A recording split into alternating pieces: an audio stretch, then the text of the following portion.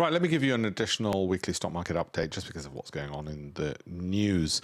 At the moment, this is the redacted public version. The private version is more detailed for my clients. So diving into it, no less relevant and important is this notice. You've read that many times before. Please take a moment to read it again. Now, let me start off with war in Europe.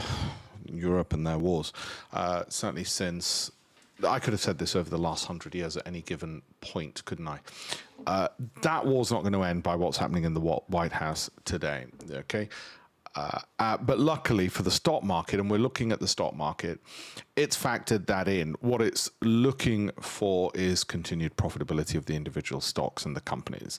And if you think about the S&P 500.6 over there, it's at all-time highs, and it's essentially an index, a tracker of 7 companies, okay? Because it's based on market capitalization. 7 companies make up most of the capitalization of the S&P 500. So the S&P 500 moves based upon those 7 companies. If you don't have those companies, you don't beat the S&P 500, right? And those 7 companies, as Howard Marks, the hedge fund manager, put it, are undervalued. The other 500 companies, i.e. 493, are overvalued in his view. And it's eloquently put by him, better than I did.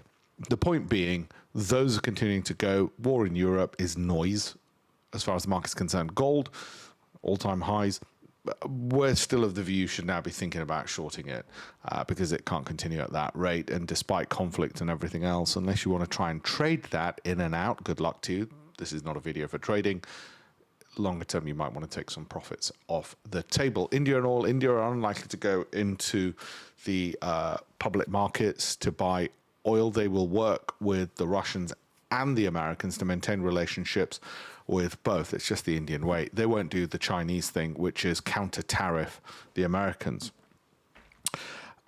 So what they will tend to do is just look to find a way of ensuring that their own people, the farmers, the fishermen, don't get wiped out by American market access, which trounces and destroys that part of the economy. 33% of India's economy remains agrarian, so it's important that they are protected for what is, by GDP per capita, a pretty small economy, a poor economy, easy to trounce on. Overall, the 4th largest economy in the world, but you've got 1.4 billion people.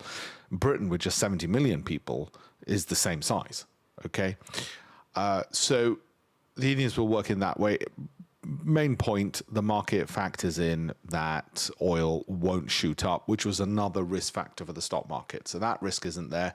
Trump isn't a risk to the stock market, partly because he lacks credibility.